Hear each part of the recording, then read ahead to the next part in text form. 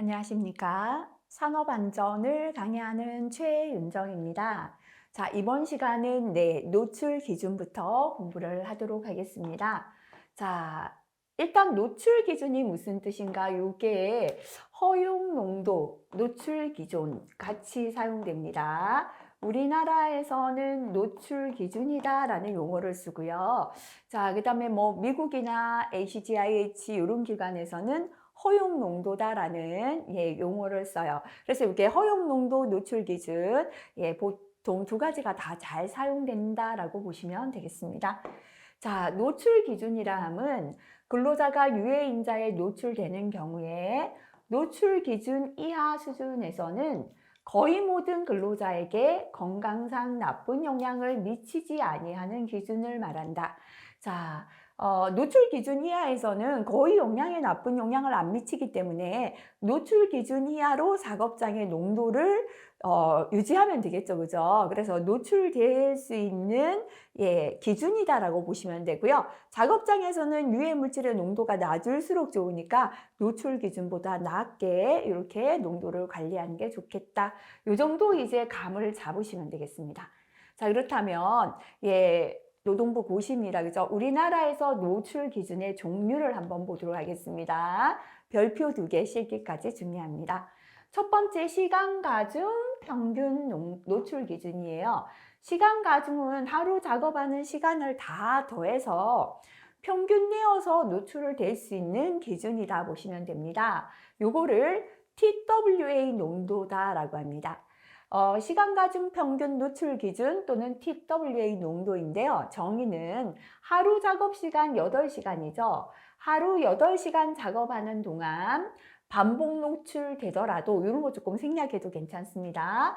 건강장애를 일으키지 않는 유해 물질의 평균 농도를 뜻합니다. 하루에 8시간 동안은 계속해서 노출이 되더라도 건강장애를 일으키지 않는 농도를 시간 가중 평균 노출 기준 또는 TWA 농도라고 합니다. 하루 8시간 작업을 기준으로 하여 유해인자 측정치의 발생 시간을 곱해서 8시간 평균치니까 8시간으로 나눈 값이에요. 그래서 8분의 요거는 뭐냐면 1, 첫 번째 물질의 농도죠.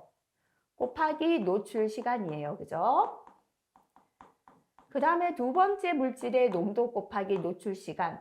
n번째 물질의 농도 곱하기 노출 시간을 다 더해서 8시간 평균치니까 8로 나눠지면 TWA 농도를 계산할 수 있습니다. 자, 그 다음에 두 번째는 단시간 노출 기준인데요. 우리나라에서 단시간은 대략 15분을 뜻합니다. 그래서 다시 말하면 한 15분 동안만 노출될 수 있는 기준이다 라고 보시면 되고요. 요거를 STEL 농도다라고 합니다. 자, 단시간 노출 기준 STL 농도는 근로자가 한 번입니다. 1회 15분간 유해인자에 노출되는 경우의 기준을 말합니다. 하루에 한 번 1회 15분 동안만 노출될 수 있는 기준을 단시간 노출 기준 STL 농도라고 합니다.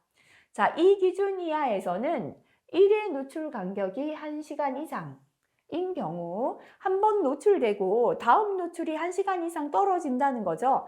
간격을 많이 두고 노출될 때는 1일 작업 시간 동안 4번까지 노출이 허용될 수 있는 기준이다. 그죠? 간혹가다 요거 묻는 게 나옵니다. 한 번에 15분만 노출될 수 있는데요. 한 번 노출되고 다음 노출까지 간격이 1시간 이상일 때는 하루에 몇 번? 4회까지 노출이 가능하다라는 게 되겠습니다. 참고해서 한번 볼까요? 단시간 노출 값이란 15분간의 시간 가중 평균 값으로서 노출 농도가 시간 가중 평균 값을 초과하고 단시간 노출 값 이하일 때 1회 노출 지속 시간은 15분 미만이어야 합니다. 이러한 상태가 1일 4회 이하로 발생해야 하고요. 4번까지 노출되기 위하여 각 회 간격은 60분 이상이어야 한다라는 내용 되겠습니다. 자, 그 다음에 최고 노출 기준인데요. 셀링이 뭐냐면 천정이에요. 꼭대기죠. 그래서 C 농도다라고 합니다. 자, 최고 높은 농도이기 때문에 이 농도에는 노출이 되면 된다, 안 된다? 노출되어서 안 되는 농도예요. 제일 높은 농도이기 때문에. 그래서 근로자가 1일 작업 시간 동안 잠시라도 노출이 되어서는 아니 되는 농도를 기준을 최고 노출 기준 C다라고 합니다. 자, 그래서 최고 노출 기준이기 때문에 노출 기준 앞에 C를 붙여서 이렇게 표현합니다. 그래서 노출 기준 세 가지다, 그죠? 첫 번째 시간 가중 평균 노출 기준 TWA 농도는 하루 8시간 작업하는 동안 반복 노출해도 건강장애를 일으키지 않는 노출 농도가 되겠습니다. 평균 농도가 되고요. 단시간 노출 기준 STL 농도는 1회 15분간 노출되는 기준인데요. 1회 노출 간격이 1시간 이상일 때는 4회까지 노출이 허용됩니다. 최고 노출 기준 C 농도, 셀링 농도는 1일 작업 시간 동안 잠시라도 노출되어서 아니 되는 농도 또는 기준을 말한다. 이렇게 세 가지 기억하시고요. 자, 그 다음에 노출 기준 사용상의 유의사항이 되겠습니다. 각 인자의 노출 기준은 당의 유해 인자가 단독으로 존재하는 경우에 노출 기준을 말하고 2종이나 그 이상의 유해 인자가 혼합해서 존재할 때는 이렇게 노출 기준을 계산해야 됩니다.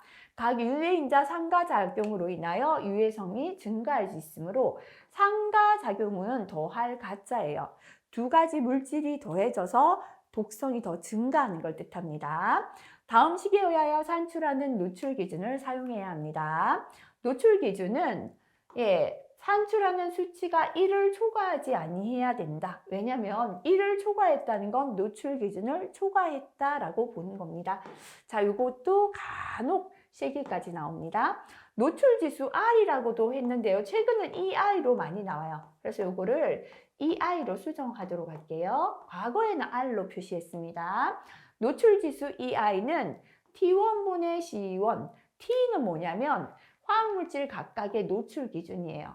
법에서 정해놓은 노출 기준분의 C는 뭐냐면 화학물질 각각의 측정치. 그러니까 요거는 현장 작업장의 농도가 되겠죠. 작업장에서 측정한 측정치니까 작업장 농도다 이렇게 보시면 되겠다, 그죠? 요건 법에서 정한 노출 기준분의 작업장의 농도. 두 번째 물질의 노출 기준분의 작업장 농도, n번째 물질 노출 기준분의 작업장 농도를 다 더해 주시면 뭐가 되냐면 노출 지수 EI를 계산할 수 있습니다. 자, 그러면 혼합물의 노출 기준 TLV, TWA는 노출 지수 R 또는 EI분의, 그죠?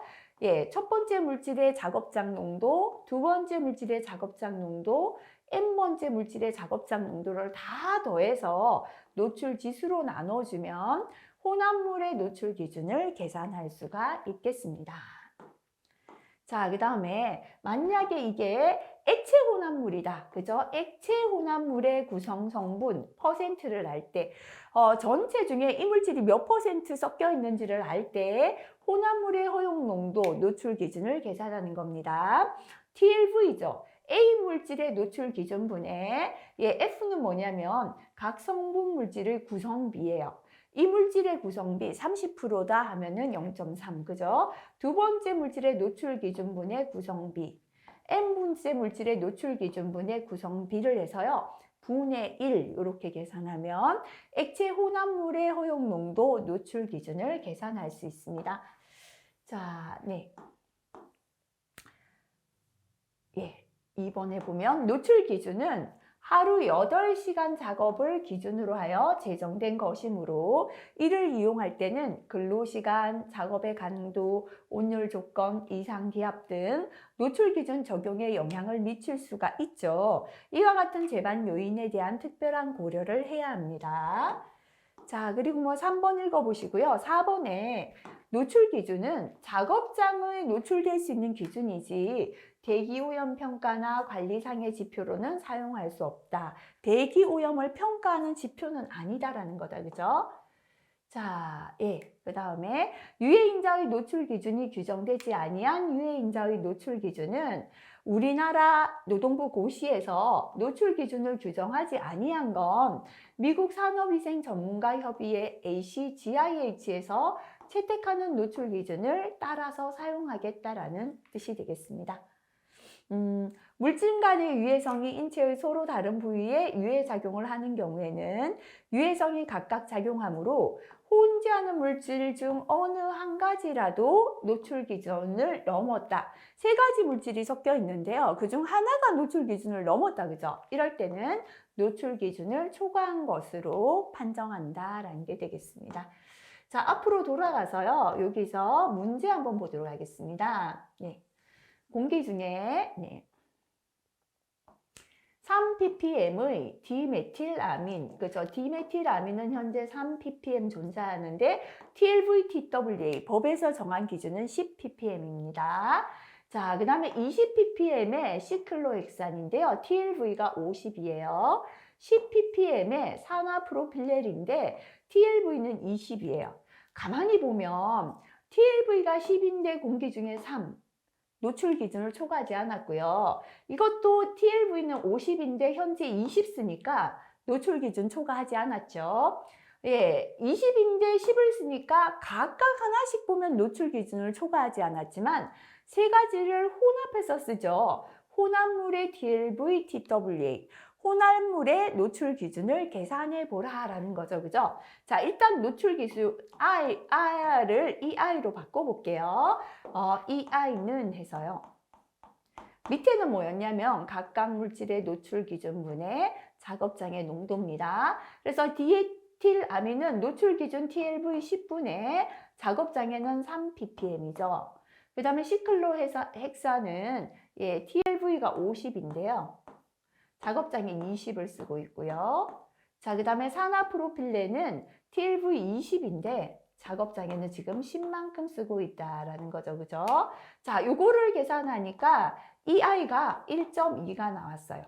자, 노출 지수가 EI가 1을 초과했다라는 건 노출 기준을 초과했다라고 판정할 수 있습니다. 노출 기준을 초과한 거다. 그죠? 1.2니까요.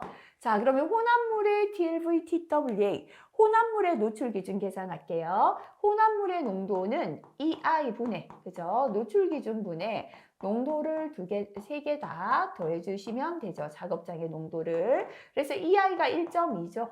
분의 첫 번째 물질 디메틸아민은 3ppm, 두 번째 시클로헥사놀 20, 세 번째 산화프로필렌 10이잖아요. 이 세 가지 농도를 더해서 계산하면 되는데요. 27.5ppm이 혼합물질의 TLV, TWA, 혼합물질의 노출 기준이 된다. 이렇게 계산할 수 있겠습니다. 자, 유해화학물질의 유해 요인은요, 출제 빈도가 낮다 그랬죠. 별표 없죠, 그죠? 그래서 파란색 내용 정도만 한번 읽고 지나가시면 되겠습니다. 자, 유해인자 허용 기준의 준수, 요거 한번 읽어볼까요? 법규 내용입니다. 사업주는 발암성 물질 등 근로자에게 중대한 건강장애를 유발할 우려가 있는 유해인자로서 대통령령으로 정하는 유해인자는 작업장 내의 그 노출 농도를 고용노동부령으로 정하는 허용기준 이하로 유지해야 한다. 다만 다음 각호 어느 하나에 해당하는 경우는 그러하지 아니하다. 다시 말하면 작업장의 농도를 노출 허용기준 이하로 유지하지 않아도 되는 경우죠. 보통은 노출 기준이 허용 농도 이하 돼야 되는데 안 해도 되는 경우, 그죠? 첫 번째, 유해인자를 취급하거나 정화 배출, 그죠? 취급하고 있지만 배출하는 시설이나 설비의 설치나 개선이 현존하는 기술로 가능하지 아니할 때, 유해인자를 취급하거나 정화하거나 배출하는 시설이나 설비의 설치나 개선이 현존하는 기술로 가능하지 아니할 때, 다시 말하면 정화나 배출이 안 되어서 농도가 높이 올라갈 수밖에 없을 때 괜찮다는 겁니다. 천재지변 등으로 시설과 설비에 중대한 결함이 발생했을 때, 정상시는 허용 기준 이하였지만 지금 천재지변으로 시설이 터져가지고 무슨 배관이 터져서 일시적으로 허용 기준보다 높아졌다. 이것도 그죠? 봐준다는 거죠. 고용노동부령으로 정하는 임시작업, 단시간 작업. 하루 8시간 작업이 아니라 하루에 1시간, 2시간 이렇게 단시간 작업이거나 계속하는 작업이 아니라 오늘 했다가 한 달에 한두 번 작업하는 경우 이럴 때는 허용 기준 이하가 아니라도 괜찮다라는 기준 되겠습니다. 한번 읽고 지나가는 정도로 할게요. 자, 그래서 허용 기준 이하로 유지해야 하는 유해인자는 법에서 정해놨는데요. 이런 것까지는 산업안전에는 잘 출제되지 않으니까요. 그냥 참고만 하고 넘어가겠습니다. 3번 유해인자의 유해 요인입니다. 자, 유해인자가 얼마만큼 유해하다라는 건 유해성을 주는 요인이 있겠죠, 그죠? 첫 번째는 유해 물질의 농도가 높을수록 접촉 시간, 접촉하는 시간이 길수록 유해하겠죠, 그죠? 그래서 하버의 법칙인데요. 유해 지수는 유해 물질의 농도 곱하기 접촉 시간이다. 농도가 진할수록 시간이 길수록 유해 지수는 커진다라는 걸 뜻하겠죠. 그리고 근로자의 감수성이 있어요. 사람마다 어떤 물질의 반응이 다르거든요. 그래서 감수성도 유해 요인에 영향을 주고요. 작업 강도. 작업이 강하다는 건 그만큼 작업이 힘들거나 시간이 긴 거기 때문에 영향을 줍니다. 기상 조건, 그죠? 유해 물질이 잘 외부로 배출되지 않을 수 있죠, 그죠? 그래서 이렇게 유해 물질 농도나 접촉 시간, 근로자 감수성, 작업 강도, 기상 조건이 유해 물질, 유해 요인에 영향을 주겠습니다. 자, 이건 산업안전보건법에 있는 내용인데요. 유해 위험 예방 조치다, 그죠? 안전에 대한 조치, 보건에 대한 조치 나누어져 있는데요. 이건 참고로 한번 보고 지나가시면 되겠습니다. 자, 그 다음 이제 유해물 취급상의 안전조치인데요. 요거는 필기보다는 실기에 한 번씩 기출에 나와 있습니다. 유해물을 취급할 때 어떠한 안전조치를 해야 되는가? 그죠? 첫 번째는요. 발생되지 않도록 원인을 봉쇄하는 게 제일 좋죠.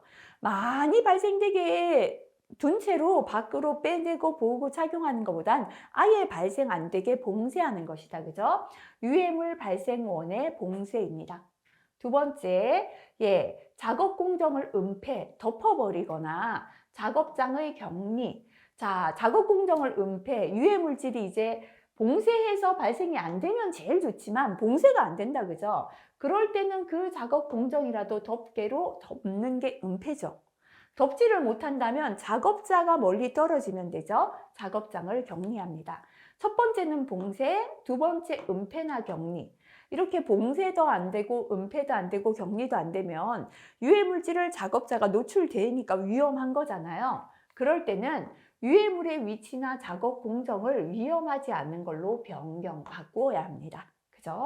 자, 그래서 첫 번째는 발생원의 봉쇄, 두 번째 작업 공정 은폐 및 작업장 격리, 세 번째는 작업 공정을 변경하는 것이다. 이렇게 기억하고요. 6번 넘어갈게요. 유해 물질 중 입자상 물질을 구분하겠습니다. 첫 번째 퓨움이 있다, 그죠? 우리가 용접 퓨움이다라고 하잖아요. 금속의 증기가, 그죠? 금속을 용접하면 금속이 녹아서 증기가 되겠죠. 공기 중에서 응고돼요. 지금 뜨거워서 녹았는 증기가 공기 중이 차갑다 보니까 다시 응고, 굳어지는 거예요. 화학 변화를 일으켜 고체 밀입자로 되어서 공기 중에 부유하는 것. 자, 금속이 뜨거워서 증기가 되었다가 다시 응고, 굳어지면서 굳어진 고체의 밀입자가 공기 중에 부유하는 걸 퓨움이다라고 합니다. 자, 미스트죠. 안개라고 하거든요, 이거를, 그죠? 그래서 액체입니다. 액체의 미세한 입자가 미스트다 보시면 되고요. 분지는 더스트죠. 이거는 기계적 작용에 의해 발생된 고체 밀입자. 흔히 먼지라고 하는 거죠, 그죠? 분진. 그 다음에 스모크입니다. 스모크. 요거는 유기물의 불완전 연소에 의해 생긴 밀입자. 제대로 타지 않아서 나오는 게 스모크, 끓음이라고 하잖아요, 우리, 그죠? 그래서 요 정도 구분하시면 되겠습니다. 자, 그 다음에 이 위험물, 유해화학 물질의 취급 및 안전 수칙입니다. 네, 위험물의 성질 및 위험성인데요. 첫 번째, 발화성 물질에 저장하는 방법을 한번 알아볼게요. 발화성은 불이 붙는 물질이죠. 나칼 암물리 그랬잖아요. 나트륨, 갈륨 앞에서 금수성 물질 또는 요거 뭐였죠? 물 반응성 물질이었어요. 공기 중에 두면 물하고 만나서 반응하죠. 그래서 석유 속에 저장해야 합니다. 황린, 인화성 황인이 제일 겁난다 그랬죠. 이거 뭐였죠? 인화성 고체에 해당됐어요. 그죠? 그래서 공기 중에 두면 불 붙어버립니다. 물 속에 저장합니다. 정린, 마그네슘, 칼륨 요거는 각각 따로 저장해야 되는 거예요. 두 물질씩 만나면 이제 반응을 일으키기 때문에 격리 저장해야 합니다. 질산은인데요. AgNO3. 그래서 우리가 화학식은 NO3 질산이고 은이거든요. 뒤에서 앞으로 읽으면 되겠습니다. 질산은은 빛에 의하여 광분해, 빛에 의해 분해되어 버려요. 그래서 햇빛을 피하여 저장하는데 보통은 갈색의 병, 갈색 유리병에 빛이 들어오지 않게 저장해야 된다라는 거고요. 벤젠은 산화성 물질과 격리 저장하고 탄화칼슘 카바이트다 그죠? 이것도 칼슘 탄화물 그죠? 금수성 물질, 물 반응성 물질입니다. 그래서 물과 격렬히 반응하기 때문에 건조한 곳에 보관해야 되고요. 질산이죠. 산화성 액체다 그죠? 통풍이 잘 되는 곳에 보관하고 물기와 접촉을 피하는 게 좋습니다. 그래서 파란색 글자 있는 것들 정도 필기에 나오기 때문에 한번 봐주시면 되겠습니다. 자, 그 다음에 니트로셀룰로스 질화면이라고 합니다. 니트로셀룰로스는 건조하면 분해 폭발합니다. 그래서 습하게 보관해야 되는데요. 알코올에 적셔서 보관합니다. 그래서 니트로셀룰로스 질화면은 건조하면 분해 폭발하므로 알코올에 적셔 습하게 보관한다 기억하시고요. 자, 그 다음에는 이제 유해 물질에 대한 중독을 일으키는 증세를 볼게요. 수은은 구내염, 혈뇨, 손떨림 증상이 있습니다. 납 중독은 신경 근육계통 장애고요. 크롬은 코빗자입니다. 중격은 코뼈예요. 천공, 구멍이 뚫려요. 코뼈에 구멍이 뚫리는 증세가 크롬 중독입니다. 크롬은 비중격 천공 증세 이거 한 번씩 나오고요. 벤젠은 조혈 기관장애, 백혈병을 일으킵니다. 이 두 개 정도 한번 보고 지나가시면 되겠습니다. 자, 그 다음 넘어가겠습니다. 기타 사항에서 N2O인데요. 아산화질소거든요. 이거는 가연성 마취제, 우승가스로 알려졌는데요. 최근 기출에는 안 나오는데 아주 과거 기출로 가면 한 번씩 필기에 나왔습니다. N2O 아산화질소는 가연성 마취제고 우승가스고요. 자만병, 잠수병, 그죠? 물 속에 깊게 잠수했다가 이제 물 밖으로 나올 때 자만병, 잠수병이 있는데요. 원인 물질은 질소가 되겠습니다. 금수성 물질 앞에서 했죠. 나칼 암물리 그랬죠. 금속 나트륨, 금속 칼륨, 그 다음에 알킬 알루미늄, 알킬 리튬. 칼 할 때 금속 칼륨도 되지만 탄화 칼슘 카바이트도 되고요. 리 할 때 리튬이죠. 진동이 심한 작업장, 진동은 레이노시병인데요. 이게 뭔가는 요 밑에 한번 볼까요? 레이노시병 해서 나왔다 그죠? 손가락 부분에 근육마비를 일으켜요. 그래서 장시간 진동기구를 손에 잡고 일하다 보면 손가락 쪽에 혈관이 좁아져서 손이 저린 증상이 나타나는데요. 요거를 레이노시병이라고 하고 아까 자만병, 잠수병 나왔습니다. 감압을 너무 빠르게 하면 고압 상태에서 흡수 용해되었던 질소가 기포를 형성해서 혈액의 흐름을 방해하는 현상이 일어납니다. 이걸 자만병, 잠수병이라 하는데요. 원인 물질은 질소다라고 했죠. 포스핀 PH3입니다. 기상 인화수소, 인화수소의 기체 상태다라는 뜻이에요. 포스핀은 인화수소 기체, 기상의 인화수소를 뜻한다. 참고하시면 되겠습니다. 자, 그래서 인화칼슘은 수분과 반응하여 유독성 가스인 포스핀을 발생시킵니다. 암모니아 가스는 네슬러시약의 갈색으로 변색이 되고요. 포스겐가스 누설 검지 시험지로는 하리슨 시험지가 사용돼요. 어쩌다가 필기에 한 번씩 기출되는 것들을 모아놓은 것이다 보면 되겠습니다. 자, 그 다음에 위험물 등의 저장 및 취급 방법. 역시나 출제 빈도가 낮아서 크게 시험에 나오지 않습니다. 가볍게 읽고 지나가시거나 시간이 부족하다면 넘어가시고 기출에 나오는 문제만 보셔도 큰 문제 없습니다. 자, 별표 있는 내용만 한번 살펴보겠습니다. 폭발이나 화재 예방인데요. 인화성 물질의 증기, 가연성 가스, 가연성 분진이 존재하여 폭발이나 화재가 발생할 우려가 있는 장소에서는 당해 증기 또는 가스나 분진에 의한 폭발 또는 화재를 예방하기 위하여 가스나 분진은 밖으로 빼내야죠. 환풍기, 배풍기 등의 환기 장치를 설치하도록 되어 있고요. 증기 또는 가스에 의한 폭발이나 화재를 미리 감지할 수 있는 가스 검지 및 경보 장치를 설치합니다. 자, 요거는 필기보다는 차라리 실기에서 한 번씩 출제가 됩니다. 인화성 물질의 증기나 가연성 가스나 가연성 분진의 폭발이나 화재를 예방하기 위한 조치를 적어라. 그죠? 첫 번째는 외부로 배출하는 거죠. 환풍기, 배풍기 등 환기 장치를 설치합니다. 자, 그 다음에 두 번째, 가스가 누설되었을 때 검지해야죠. 가스 겸지 및 경보를 해줘야 알죠. 경보장치 설치한다. 그죠? 한번 보고 지나가겠습니다. 자, 그 다음에 가연성 가스 취급 시의 주의사항인데요. 가스의 종류 및 특징이 나옵니다. 그죠? 여기서는, 한번 보면, 가스의 종류 및 특징에서 첫 번째 액화는 액체로 될 화자입니다. 액체로 되기 쉽다. 액화가스. 그죠? 자, 우리가 용기에 이렇게 가스를 용기에 저장하려면 이거를 안에 흔들어 보면 우리가 부탄가스 같은 것도 흔들면 출렁출렁 하잖아요. 안에는 어떻게 해서 액체로 되어서 용기 안에 저장해 놓은 거예요. 그죠? 그래서 상온에서 낮은 압력으로도 압력을 쉽게 가하지 않아도 쉽게 액화되는 가스, 액체로 되는 가스입니다. 그래서 보통 용기로 우리 배달하면 오는 거 전부 다 액화가스다 보시면 돼요. 프로판, 부탄, 암모니아도 암모니아수, 그죠? 액체되기 쉽죠. 염소는 염산, 이산화탄소는 우리 탄산 음료 안에 녹아 있잖아요. 그죠? 프로판, 부탄, 암모니아, 염소, 이산화탄소가 액체로 되기 쉬운 액화가스가 되겠습니다. 두 번째는 압축가스인데요. 상온에서 압축하여도 쉽게 반대로 액화가 되지 않는 가스입니다. 그래서 헬륨, 네온, 아르곤, 수소, 산소, 질소, 일산화탄소, 공기. 대표적인 게 공기예요.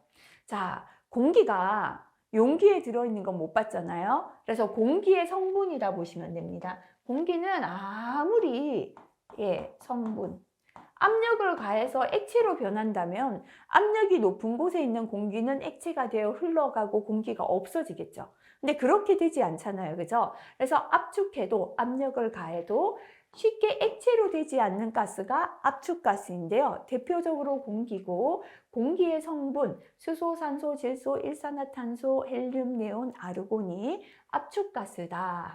그죠? 그 다음에 용해가스. 용해는 녹였다라는 뜻이잖아요. 그죠? 자, 그래서 액화하기 위하여 압축하면 분해를 해버려요. 압력을 가하니까 분해해서 폭발한다. 뭐였죠? 앞에서 아세틸렌이었잖아요. 자, 이렇게 압력을 가하니까 분해되어 버려서 용기에 다공물질을 채우고 용지에 용해하여 충전. 잘 녹는 물질에 녹여서 용기 안에 넣어 놓은 게 용해가스고요. 대표적으로 아세틸렌, C2H2로 많이 나오니까 요거는 분자식 기억하시면 좋겠습니다. 기출이라고 되어 있는 거는 자주가 아니라 어쩌다 필기에 나오는 건데요. 한 번씩 스스로 보고 읽고 넘어가시면 되겠습니다. 자, 고압 가스 용기. 파열 사고의 원인. 가스 용기가 파열되는 원인을 볼게요. 용기의 내압력. 용기 자체의 견딜 내자예요. 견디다. 그죠?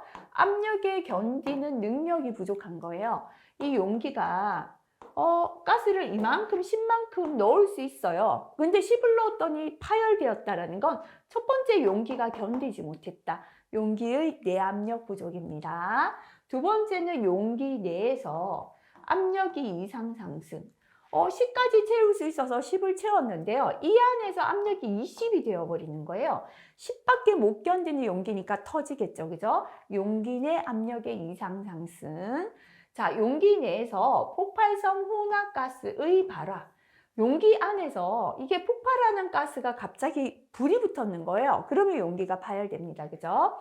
자, 이렇게 고압가스 용기 파열의 원인은 용기의 내압력 부족, 용기가 견디는 압력이 부족하거나 용기 내 압력의 이상 상승, 용기 내에서 압력이 이상하게 과도하게 높아졌거나 용기 내 폭발성 혼합가스의 발화, 용기 내에서 가스가 발화했을 때다라고 보시면 되겠습니다. 자, 가스 용기 취급 시 주의사항은 우리 기계에서도 공부를 했었죠. 다시 한번 읽으면서 정리하겠습니다. 가스 용기를 사용이나 설치나 저장이나 방치하지 않아야 하는 장소, 그죠? 첫 번째로 어떤 장소에 이렇게 가스 용기를 사용도 못하고 설치, 저장, 방치 안 됩니까? 첫 번째는 통풍, 환기가 불충분한 장소죠. 두 번째는요, 화기죠. 사용하는 장소나 그 주변. 세 번째는 위험물이나 인화성 액체는 기름이잖아요. 그죠? 예, 취급하는 장소나 그 주변이 되겠습니다. 자, 두 번째 가스 용기 온도는 몇 도? 섭씨 40도 이하로 유지해야 되고요. 전도 넘어짐이죠. 전도 위험이 없도록 합니다. 용기에 충격을 가하지 아니하고요. 운반할 때는 뚜껑, 캡을 씌웁니다. 사용할 때는 용기 막에 부착되어 있는 유류나 먼지를 제거하고요. 항상 밸브 개폐는 서서히 합니다. 가스는 압력이 있기 때문에 압력 때문에 문제가 생길 수 있으니까 항상 서서히 밸브를 열고 닫아야 되고요. 사용 전, 사용 중인 용기와 그 외 용기는 구별해서 보관합니다. 용해 아세틸렌 용기는 세워서 보관한다. 그죠? 용기의 부식, 마모, 변형을 점검하고 사용한다. 요거 뭐 한번 읽으면서 동그라미 친 단어들 다시 한번 기억하시면 좋겠습니다. 자, 그 다음에 화재 위험 작업 시 준수사항. 최근 들어서 대형 화재가 우리나라에 많이 발생되면서 요 화재 부분에 대해서 최근에 산업안전보건법 개정이 되었어요. 그래서 이 내용은 같이 한번 보도록 하겠습니다.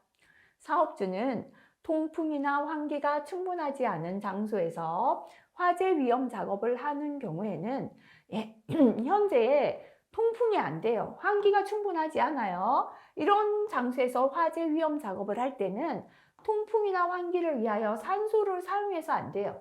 직접 산소를 쓰면 안 되고 바깥 공기를 통해서 산소가 공급되게 해야 한다는 거죠. 왜냐하면 산소는 조연성 가스라고 합니다. 스스로 가연성은 아니에요. 산소는 스스로 불이 나진 않지만 도울 조자죠. 불이 잘 붙게 도와줍니다. 그래서 산소가 많은 데서는 불이 굉장히 크게 발생될 수 있죠. 그래서 이렇게 통풍이나 환기가 충분하지 않은 장소에서 산소를 통풍을 할 때는 산소를 들여오면 안 되고 바깥 공기를 이용하거나 해야 한다. 그죠? 두 번째, 사업주는 가연성 물질이 있는 장소에서 화재 위험 작업을 할 때 주변에 가연성 물질이 있는데 화재 위험 작업하면 불이 날 수 있죠. 화재 예방에 필요한 다음 각호 사항을 준수하라. 그죠? 자, 화재 위험 작업을 하는 경우에 준수할 사항입니다. 첫 번째는 작업 준비하고 작업 절차를 수립해야 되고요. 작업장 내 위험물의 사용, 보관 현황, 작업장 안에 어떤 위험물이 있는가 요거 현황을 파악해야 합니다. 화기 작업에 따른 인근 가연성 물질에 대한 방호 조치, 소화기구, 주변에 불이 붙는 가연성 물질이 있다면 이걸 덮거나 옮기거나 방호 조치해야 되고 소화기 비치해야 합니다.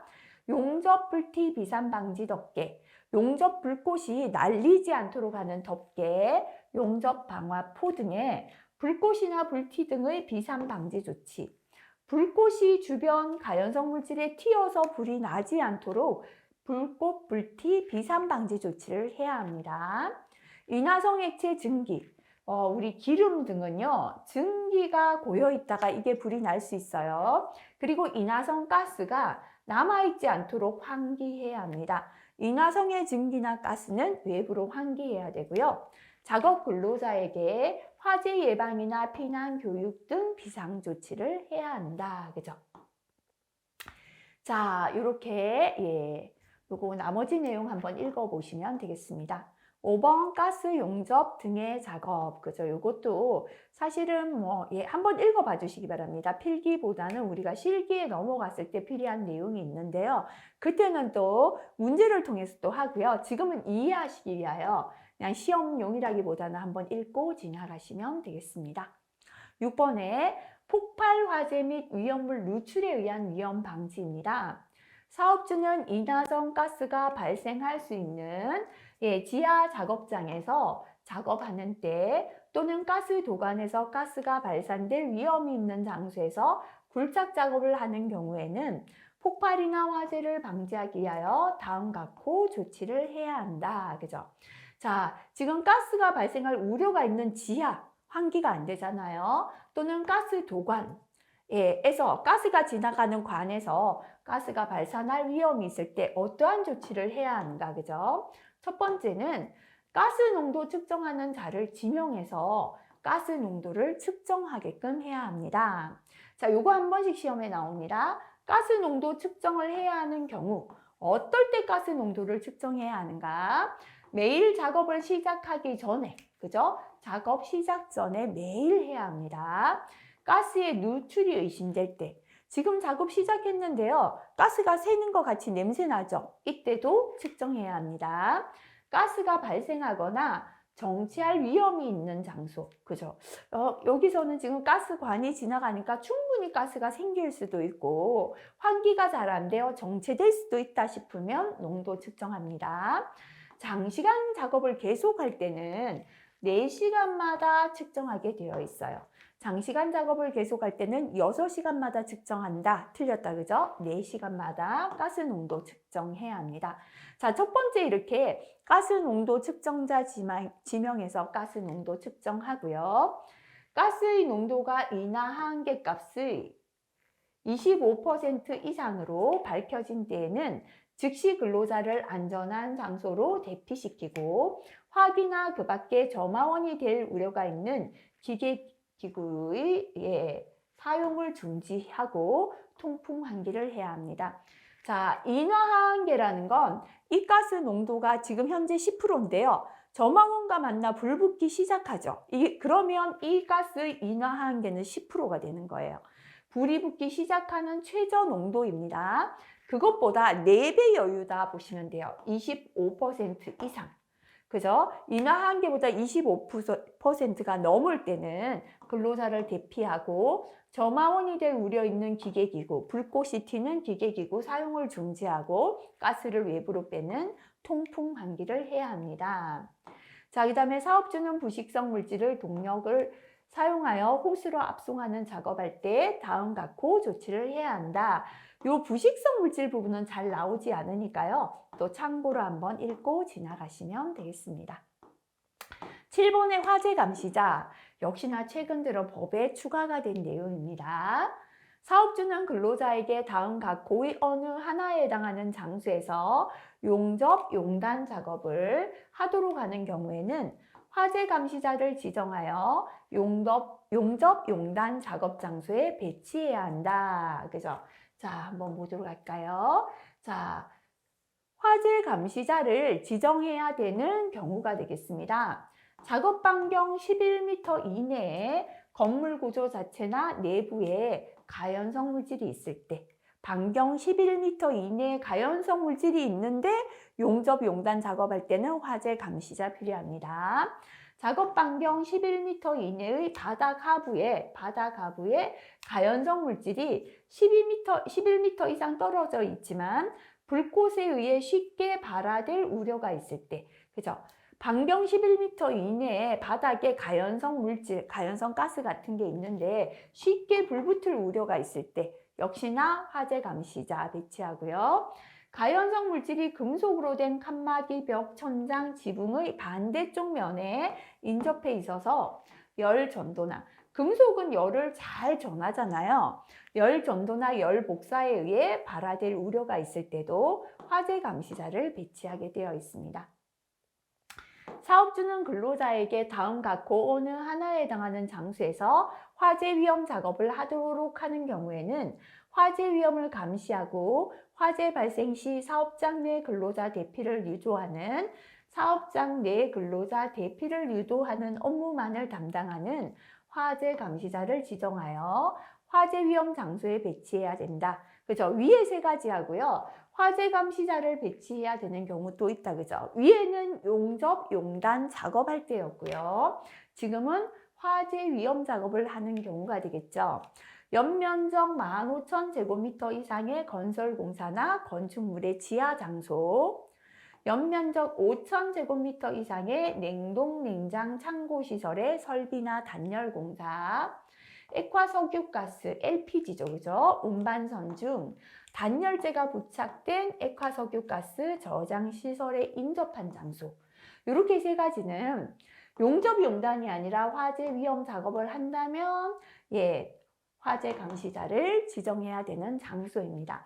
법에 최근 들어 다 추가가 된 내용이죠. 그래서 기출에는 없어요. 그래서 한번 읽으면서 이런 작업일 때는 용접 용단할 때 화재 감시자 필요하고 이런 장소에서는 화재 위험 작업할 때 화재 감시자가 있어야 된다라는 내용이다 기억하시고요.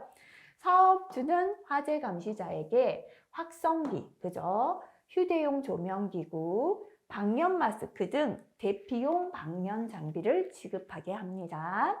그리고 확인글에서 화재 감시자가 어떤 역할을 하는가 업무 보겠습니다. 해당 장소에 가연성 물질이 있는지 여부를 확인해야 합니다. 가스 검지 경보 성능을 갖춘 가스 검지나 경보 장치가 작동하는지 확인해야 되고요. 화재 발생 시에 사업장 내 근로자 대피를 유도해야 합니다. 그래서 이런 게 차라리 더 시험에 나올 수도 있겠다, 그죠? 화재 감시자 업무는 가연성 물질이 장소에 있는지 여부 확인하고 가스 검지나 경보 장치 작동 여부를 확인하고 화재가 나면 근로자 대피를 유도하는 업무를 해야 한다 기억하시고요. 자, 그 다음에 여기도 사유해화학 물질 취급 시 주의사항 다 지나가도 괜찮습니다. 넘어가겠습니다. 가볍게 읽으면서 파란색 글자 정도 한번 확인하시면 되고요. 만약에 필기에 나온다면 내용은 많잖아요. 거의 나오지 않고 여기의 내용들은 산업안전보다는 산업보건 쪽에 해당되다 보니까 좀 중요도가 낮죠. 근데 내용이 너무 많아요. 그래서 한번 가볍게 읽는 정도로 하고 지나가셔도 괜찮은 내용 되겠습니다. 자, 실기에 가서 필기나 실기에서 여기에서 문제가 나온다면 문제를 통해서 공부하시면 되거든요. 지금은 다 보기에는 너무 내용이 많죠. 그죠? 자, 7번에서 밀폐 공간에서의 건강장애 예방. 그죠? 밀폐 공간은 실기 속 굉장히 중요합니다. 그래서 밀폐 공간 건강장애 예방 부분은 조금 기억하고 넘어가겠습니다. 첫 번째 작업장의 적정 공기 수준입니다. 산소 결핍이란 그죠? 중요합니다. 공기 중에 산소 농도가 18% 미만입니다. 다시 말하면 17%까지가 산소 결핍이고요. 18%는 결핍이 아니다라고 보시면 되겠습니다. 자, 작업장의 적정 공기 수준 보도록 할게요. 산소 농도 범위는 18% 이상 23.5% 미만입니다.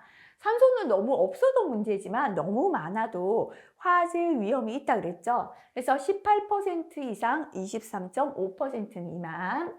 탄산가스는 이산화탄소 CO2입니다. 1.5% 미만입니다. 자, 요 두 가지만 산소하고 탄산가스는 퍼센트죠, 그죠? 산소는 18% 이상 23.5% 미만, CO2는 1.5% 미만. 그 다음에는요, 일산화탄소는 30ppm 미만. 황화수소는 맹독성이에요. 굉장히 독성이 강해요. 더 낫겠죠? 10ppm 미만. 그죠? 우리가 연탄가스라고 하죠. CO, 일산화탄소 30ppm, 황화수소는 H2S입니다. 10ppm 미만, 이건 꼭 암기하시기 바라겠습니다. 자, 그 다음에 밀폐공간 작업 프로그램의 수립 시행 나와 있습니다. 밀폐공간 작업 프로그램이 뭔가 볼게요.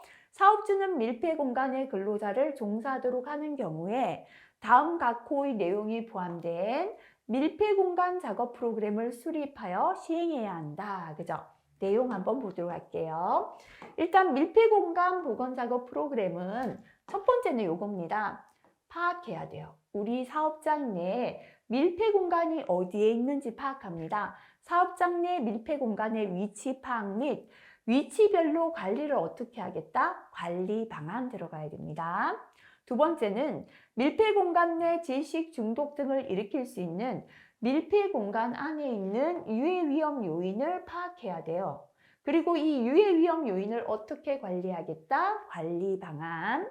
세 번째, 밀폐공간 작업 시 사전 확인이 필요한 사항에 대한 확인 절차.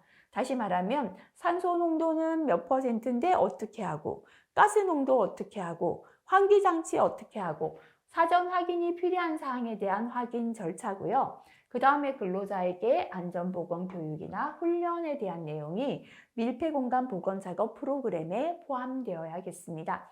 필기보다는 실기에 더 중요합니다. 이쪽은요. 그래서 일단은 지금 줄친 내용 정도 보고 지나가겠습니다. 자, 밑에 내용은 스스로 한번 읽어봐 주시고요. 3번, 이것도 역시나 실기 가면 더 중요합니다. 사업주는 근로자가 밀폐 공간에서 작업을 하는 경우에 작업을 시작할 때마다 사전에 다음 각호 사항을 작업 근로자에게 알려야 한다. 그죠? 밀폐 공간에서 작업할 때 근로자에게 알려야 하는 사항이다. 줄이면 이렇게 되겠습니다. 첫 번째, 근로자 스스로 산소와 가스 농도 측정을 할 수 있어야 돼요. 그래서 첫 번째는 산소 및 유해가스 농도 측정에 관한 사항을 알려야 합니다. 두 번째, 산소 농도가 18% 미만이면 환기 설비를 가동해야겠죠. 환기 설비 가동 등 안전한 작업 방법에 관한 사항, 환기 설비 이렇게 가동하라 알려야 합니다. 세 번째, 산소 농도가 18% 미만이면 송기 마스크 껴야 되거든요. 보호구 착용과 사용 방법을 알려줘야 합니다. 네 번째, 행여나 쓰러졌다면 어떻게 응급조치하라. 그죠? 사고 시 응급조치 요령. 다섯 번째, 구조 요청을 할 수 있는 비상연락처, 구조용 장비의 사용 등 비상시 구출에 관한 사항에 대하여 근로자에게 알려야 한다. 그죠? 줄친 내용 정도 다시 한번 확인하시면 되겠습니다. 자, 그 다음에 산소 및 유해가스 농도의 측정인데요. 밀폐 공간에서는 산소나 가스 농도 측정이 너무너무 중요합니다. 그죠? 사업주는 밀폐 공간에서 근로자에게 작업을 하도록 하는 경우에 작업을 아까 작업을 일시 중단하였다가 다시 시작하는 경우도 포함합니다. 작업을 시작하기 전에, 그죠? 다음 각호 어느 하나에 해당하는 자로 하여금 밀폐 공간의 산소나 유해가스 농도를 측정하여 적정 공기가 유지되고 있는지 평가하도록 해야 한다. 작업 시작 전에 가스나 산소 농도 측정해야 되는데 측정할 수 있는 자격을 갖춘 자가 되겠습니다. 그래서 밀폐 공간에서 산소나 유해가스 농도를 측정하여야 하는 자다. 그죠? 첫 번째 반장님, 관리감독자고요. 안전관리자, 보건관리자 됩니다. 안전관리나 보건관리를 대행하고 있다면 안전관리 전문기관, 보건관리 전문기관, 대행기관이다 생각하시면 되겠죠. 그리고 건설에서 대행은 뭐냐면 건설 재해예방 전문 지도기관, 건설에서 안전이나 보건 대행하는 거예요. 자, 이렇게 관리감독자, 안전관리자, 보건관리자, 대행기관, 작업환경 측정기관, 한국산업안전보건공단이 정하는 산소나 유해가스 농도 측정 평가에 관한 교육을 이수한 사람도 가능하겠습니다. 사업주는 산소나 유해가스 농도를 측정한 결과 적정 공기가 유지되고 있지 아니하다고 평가했을 때 산소 농도가 부족하다, 가스 농도가 높다 이거겠죠, 그죠? 이럴 때는 작업장을 환기해야 합니다. 우선은 가스를 빼내고 산소를 들여와야죠. 환기하고 근로자에게는 공기호흡기나 송기 마스크를 지급하여 착용하도록 해야 합니다. 자, 그 다음에 환기입니다. 사업주는 밀폐 공간에 근로자를 종사하도록 할 때는 작업 시작 전, 작업 중에 해당 작업장을 적정 공기 상태가 유지되도록 환기한다. 그죠? 환기가 굉장히 중요하고요. 그 다음에 출입금지 보겠습니다. 사업주는 밀폐 공간에 근로자를 종사하도록 하는 경우에는 그 장소에 근로자를 입장시킬 때와 퇴장시킬 때마다 인원을 점검해야 합니다. 자, 오늘 이 밀폐 공간 안에요. 탱크 안에 10명이 들어갔거든요. 나올 때 9명이 나왔다는 거 1명이 쓰러져 있는 거잖아요. 그래서 입장과 퇴장할 때 인원 점검을 해야 합니다. 사업주는 밀폐 공간에서 하는 작업에 근로자를 종사하도록 하는 경우에 그 밀폐 공간에서 작업하는 근로자가 아닌 사람이 그 장소에 출입하는 것을 금지, 관계 근로자 외에는 출입을 금지하고요. 그 내용을 보기 쉬운 장소에 게시, 앞에다 출입금지 뭐 이렇게 적어서 출입하면 안 된다. 이거를 게시하도록 해야 한다라는 내용 되겠습니다. 감시인의 배치. 사업주는 근로자가 밀폐 공간에서 작업하는 동안에 작업 상황을 감시할 수 있는 감시인을 지정하여 밀폐 공간 외부에 배치해야 합니다. 그래서 이 탱크 속에 오늘 작업자가 들어가서 작업을 한다면 이 안에서 작업하는 근로자들이 있는가 하면요. 외부에서는 감시인이 외부에서 안의 상황이 어떤지 감시할 수 있도록 감시인 배치합니다. 자, 그 다음에 사고 시의 대피, 그죠? 사업주는 근로자가 밀폐 공간에서 작업할 때 산소 결핍이나 유해가스로 인한 질식이나 화재 폭발 등의 우려가 있으면 질식, 화재, 폭발이 있다면 작업을 중단하고 해당 근로자 대피시켜야 합니다. 사업주는 근로자를 대피시킨 경우 적정 공기 상태임이 확인될 때까지 그 장소에 관계자가 아닌 사람이 출입하는 것을 금지하고 그 내용을 해당 장소의 보기 쉬운 곳에 게시. 그죠? 현재 산소 농도나 가스 농도가 적정 농도가 아니라면 출입 금지해 놓고 관계자의 출입 금지 조치 이렇게 게시해야 합니다.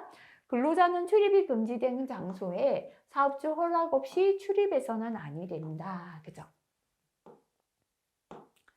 자, 그 다음에 안전대 등 보호구 지급인데요. 사업주는 밀폐 공간에서 작업하는 근로자가 산소 결핍이나 유해가스로 인하여 추락할 우려가 있는 경우에는 해당 근로자에게 안전대, 구명밧줄, 공기호흡기, 송기 마스크를 지급한다. 그죠? 그래서 요거는 작업편 가면 나옵니다. 그래서 우리 밀폐 공간 작업하는 모습을 보여주고요. 작업자에게 필요한 갖추어야 할 보호구를 적어보라 이렇게 나옵니다. 안전대나 구명밧줄은 밑에서 추락할 우려가 있다는 건 깊이 내려갔다는 거잖아요. 이 허리에 끈을 묶어서 작업자를 끌어올리기 위한 거죠. 그리고 산소가 부족하니까 공기호흡기나 송기 마스크 필요하다라는 게 되겠습니다. 자, 그 다음에 나머지 넘어가고요. 대피용 기구의 비치입니다. 사업주는 밀폐 공간에 근로자를 종사하도록 하는 경우에 공기호흡기, 송기 마스크, 요거는 이제 산소 결핍, 산소가 부족할 때겠죠. 사다리나 섬유 로프, 요거는 이제 섬유 로프로 몸을 묶어서 사다리로 이렇게 올리기 위해서고요. 비상시에 근로자를 피난하거나 구출하기 위한 기구를 갖추어야 합니다. 자, 그리고 구출 시에도 안에는 산소가 부족한데요. 구출하고자 하는 근로자가 그냥 들어가면 이분도 또 질식되겠죠. 그래서 구출 시에도 공기호흡기나 송기 마스크를 꼭 착용해야 합니다. 사업주는 밀폐 공간에서 위급한 근로자를 구출하는 작업을 하는 경우 구출 작업에 종사하는 근로자에게 공기호흡기나 송기 마스크를 지급하여 착용하도록 해야 한다. 그죠? 자, 여기까지 밀폐 공간에 대한 내용은 필기보다는 작업형에 넘어가면 잘 나와요. 그래서 밀폐 공간에 대해서 대략 어떻게 해야 된다라는 내용을 지금 필기에서부터 한번 읽으면서 좀 감을 잡고 정리하고 넘어가시면 좋겠습니다. 자, 그 다음에 환기장치 설치 기준. 이것도 필기에는 거의 나오지 않아요. 실기 넘어가면은 간혹 한 번씩 나옵니다. 자, 후드는 뭐냐면요. 빨아들이는 입구 있죠. 가스레인지 위에 있는 이게 후드입니다. 덕트는 유해물질이 지나가는 긴 관이 덕트다. 이렇게 보시면 되겠습니다. 자, 그래서 후드는요. 유해물질이 발생하는 곳마다 각각 다 설치하면 좋죠. 우리 고깃집에도 테이블마다 각각 있는 게 좋잖아요. 그죠? 그리고 이 후드는 유해인자 발생 형태와 비중, 작업 방법을 고려해서 분진의 발산원을 발생되는 원인을 제어할 수 있는 구조면 좋겠죠. 후드 형식은 가능하면 포위식, 부스식. 포위식은 이렇게 외부에서 이게 고기 연기가 나는데 떨어져 있는 건 외부식이라고 해요. 그러면 아무래도 연기가 옆으로 퍼지잖아요. 포위식, 부스식은 부스 안에서 유해 물질이 발생되면 여기 안에서 빼내 갑니다. 외부로 유해 물질이 밖으로 퍼지지 않겠죠. 그래서 가급적이면 포위식, 부스식 후드가 좋다라는 거고요. 외부식이나 리시버식. 외부식이나 리시버식은 이제 우리 고깃집처럼 부스 안에 있는 게 아니라 후드가 유해 물질하고 조금 떨어져 있는 거죠. 발산원에 가깝게 설치를 해야 연기를 잘 빨아들이죠. 그죠? 자, 그래서 유해 물질이 발생하는 곳마다 설치하고 발산원을 제어할 수 있는 구조로 하고 가능하면 포위식, 부스식 후드로 하고 외부식이나 리시버식 이렇게 떨어져 있을 때는 발산원에 가장 가깝게 설치한다. 이 정도 듣고 지나가시고요. 덕트는 이제 빠져나가는 긴 관이죠. 가능하면 길이가 짧아야 빨리 빠져나가겠죠. 굴곡부가 많으면 여기에 이렇게 쌓이잖아요. 굴곡부의 수는 적게 하는 게 좋습니다. 접속부의 안쪽은 돌출된 부분이 없는 게 좋고요. 청소구를 설치해서 청소할 수 있는 입구죠. 그래서 청소하기 쉬운 구조로 하는 게 좋고요. 내부에 오염물질이 쌓이지 않아야 돼요. 덕트 안에 먼지가 꽉 쌓이면 잘 이동을 못하죠. 그래서 오염물질이 쌓이지 않게 이송 속도를 유지하는 게 좋아요. 속도가 너무 느리면 자꾸 쌓이겠죠. 그죠? 연결 부위 등은 외부 공기가 들어오지 않도록 연결하는 게 좋습니다. 자, 이렇게 이제 후드 덕트 정도 보시면 되겠습니다. 예, 이렇게 보시고요. 나머지 전체 환기장치 설치 기준, 공기 부피와 환기, 국소 배기 장치 점검 이쪽 부분은 거의 나오지 않습니다. 조금 내용이 많긴 많았죠. 근데 이번 시간의 내용 중에는요, 주요한 건 뭐냐면 앞부분에 했던 노출 기준입니다. 그죠? 우리 노출 기준 세 가지 있었죠. TLV, TWA, STL 농도, C 농도. 그리고 노출 지수 EI 또는 R을 계산하고 혼합물의 노출 농도를 계산하고 요 정도 한번 봐주시고요. 나머지는 뒤에 넘어가서 이제 밀폐 공간에서 적정 공기 수준, 그 다음에 밀폐 공간에 작업할 때 어떠한 조치해야 된다는 내용 정도 파악하시면 되겠습니다. 자, 이번 시간 여기까지 하겠습니다. 수고하셨습니다.